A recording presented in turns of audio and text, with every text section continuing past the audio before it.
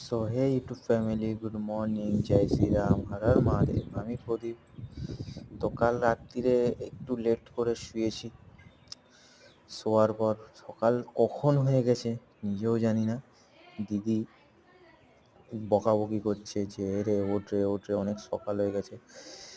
সকালে পাহাড়ের হাওয়াটা এত সুন্দর গাইস, এত সুন্দর। যারা যারা এসছে পাহাড়ে তারাই জানে, মানে এত সুন্দর গাইস, এত সুন্দর।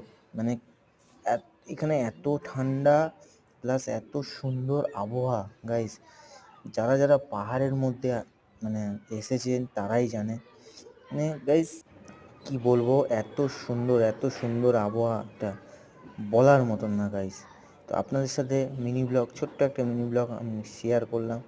কেমন লাগছে কমেন্টে জানাবেন, আর বলবেন যে কারা কারা পাহাড়ে এসছে।